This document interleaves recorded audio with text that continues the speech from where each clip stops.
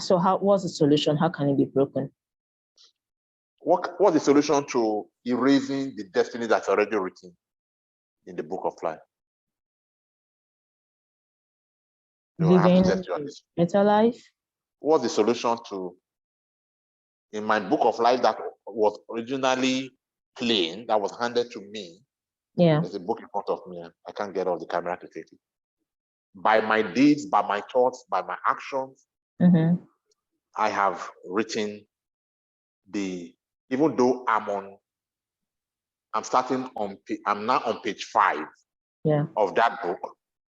By the deeds of, especially by thoughts, of page 1 to 4, I had already written my chapter 24, which is probably going to happen in 300 years' time.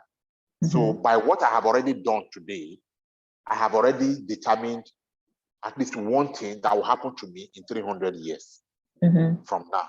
So what is it that can help me remove that thing that should happen in 300 years' time from this book of destiny?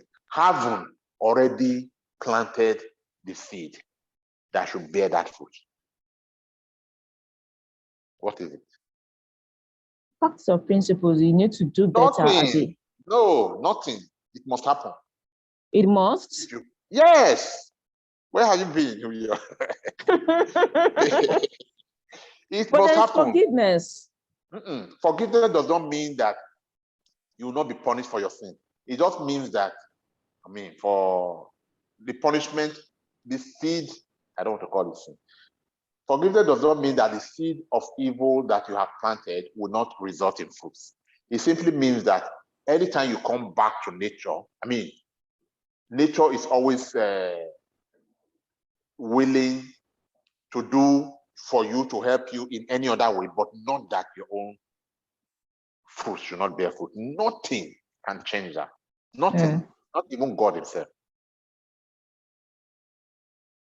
So you're saying whoever has been cursed, such curse cannot be reversed. No. Don't apply it to curses alone. That's not what I'm saying. Okay. I'm saying that whatever seed you have planted, once it is planted, nothing can deprive you from reaping the fruits.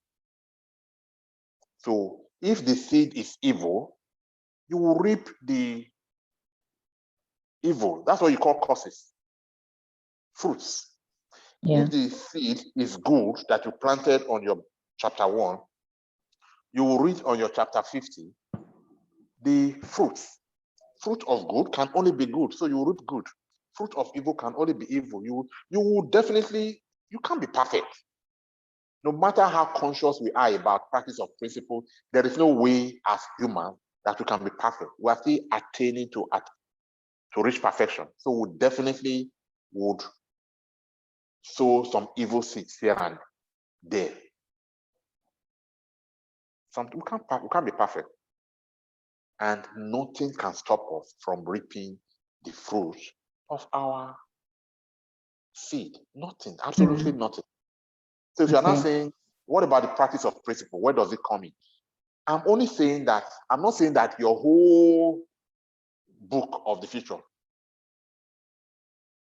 has been written because of these actions. I'm saying that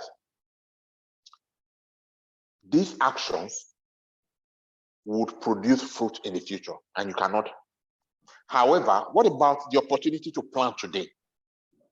You can practice principle to plant something good today to fill the other spaces in the future that are still, just one chapter that you have written in the future. There are so many chapters. So write, just consciously write good on those chapters so that most of your rewards would be good rewards and not punishment or curses. So practice of principle will always give you opportunity to start afresh, to start anew, and make sure that you are doing things. And you are planting good seeds, so to speak. Just make sure you are planting. Practice of principle will help you ensure that you are planting good seeds, and good seeds always bear good fruit. But for the evil ones that you already planted, sorry, nothing can change it. No prayer, nothing. It is principle. It is principle. God cannot, when you say God is not a respecter of man, he cannot change that just to please you. It is the principle and mechanism that he has put in program, that he has written and put in place. It will always work. Even ordinary programs that humans write, if you work on Excel or you work on Microsoft Word and you click bold after you have highlighted text, would it not always bold? It will always go bold if you click B. So if ordinary human program, ordinary Bill Gates program is working so accurately, anytime you say 1 + 1 is Excel, it always gives you 2, as long as you are doing accounting and you are using numbers. So if human as evil, I mean, when I say evil, as selfish as we are, can be that perfect in the writing of programs, then why are you expecting God's program to fail? True. It would always work. Very, very fundamental to understand that. Forgiveness does not mean that, oh, having done all of this, now that I've forgiven you, you no longer reap the repercussion. I mean, even the books that you are claiming, if we look at them very well, we'll see that in spite of most lives being exemplary at the beginning, sometimes towards the end, the repercussion of the evil path, it doesn't have to be in one lifetime, to an extent, but most times it shows, even in a particular lifetime, that yes, in spite of all of these accolades, in spite of this is not quite right. And that just goes to tell you that even as these people are role models, as they are claimed there, they are still human. They are still, and it's expected. Nobody expects any human to be really perfect, because if you were already perfect, then there will be no need to send you to this world to come and pass through purification that will make you more perfect. So destiny and the way these things work is such that once it is written, it must be accomplished. Nothing can change it. Does it mean that I cannot change my future? Of course. If you have written only one page out of trillions of pages, how does that now discourage you from starting to do things that will write the other pages right? As long as you cannot go back, these destinies are written in ink that cannot be erased. As long as you cannot go back to undo what you have done, then the repercussion is always there. All right, so can one live a good life without this, without the practice of these principles? You can't? No, you cannot. Good is practice of principle. So how do you live good life, bear good fruits when the origin is not good? So the seed has to be good, and everything, motive has to be good for us to say this life is good. All right, so what makes a seed a good seed? By the fruit that the seed gets, you will know whether it's good seed or not. Oh, because we talked about seed the other time, one of our episodes, and you mentioned that all grounds are fertile.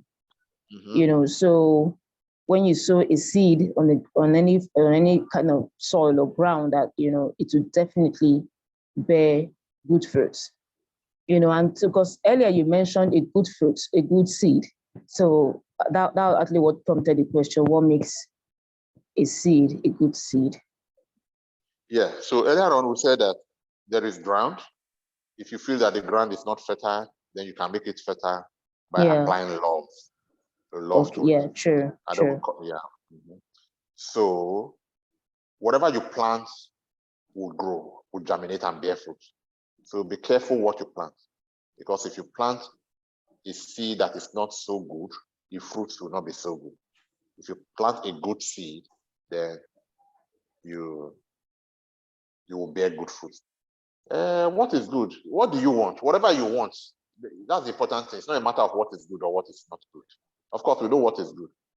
Whatever you want, sow the seed that would that will bear the fruit that you want. So if you want money, for example, then sow seed in terms of money. Sow money seed. So whether money is good or money is evil is a different topic, or not, or bad is a different thing. But if it's money you want, then sow money. If it's happiness you want, sow happiness. If it's love you want, sow love. Whatever it is that you want, just sow it.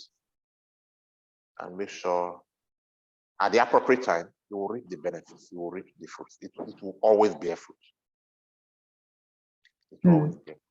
However, anything that is sown on the ground of love, you remember what love is? That is on this other end. Yes, yeah. Anything that is sown on the ground of love cannot be anything, because love is the opposite of self. Self, yeah. Cannot be anything, but not just good. You might even call, this one that around here might call it good. But when it's here, this is pure. It's definitely going to reap not just bountiful results, but the purest form of results, the purest form of fruit. So whatever you sow on love, as long as the motive is love, in the eye of the world or in the eye of man, it may even appear like you are wicked. But when your heart is searched and it is found that you did this out of love, then it is counted for you as good is even an understatement, as love. Whatever is counted on love is great. I don't know if you got that. Yeah. Anything that you do, as long as the motive is love, is great. But of course, you cannot, the way that the universe is ordered is such that you cannot think of murder with love. Whatever you think out of love must be born out of love, must be children of love. So anything generally that you do out of love, irrespective of how a third party may see it, is great. If there's a bigger word than great, that is what it is.